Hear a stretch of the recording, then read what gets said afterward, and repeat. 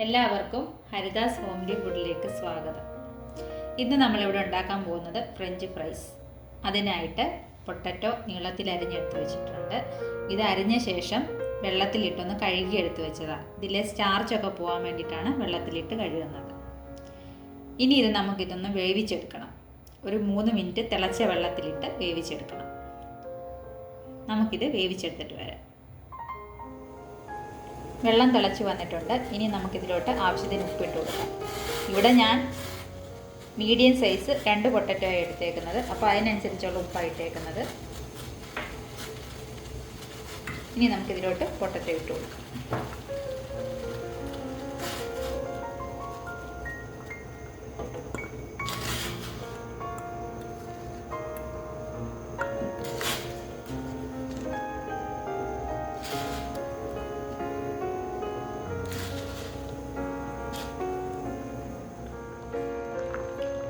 ഇപ്പോൾ ഏകദേശം 3 മിനിറ്റ് ആയിട്ടുണ്ട്. നമുക്കിത് വെന്തോന്നൊന്ന് നോക്കാം.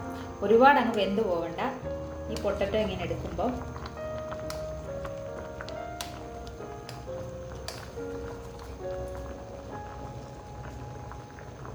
ഇങ്ങനെ ഒടിഞ്ഞു വരുന്നുണ്ടോ നോക്കണം. ഈ ഒരു പരുവമായാൽ മതി.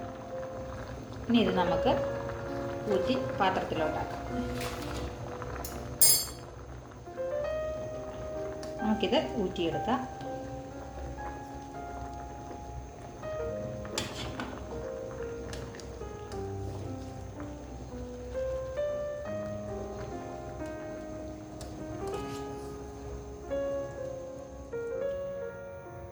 ചൂടുവെള്ളത്തിൽ നിന്ന് പൊട്ടറ്റോ എടുത്തിട്ടുണ്ട്. ഇനി ഇത് നമുക്ക് വറുത്തെടുക്കാം.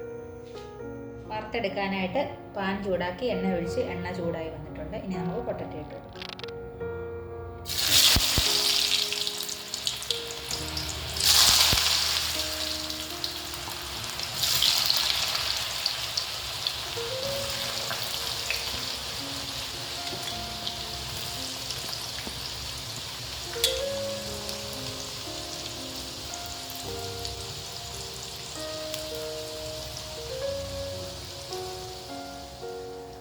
പൊട്ടറ്റോ ഇവിടെ മൂത്ത് വന്നിട്ടുണ്ട്. ഇനി നമുക്ക് പാത്രത്തിലോട്ട് മാറ്റാം.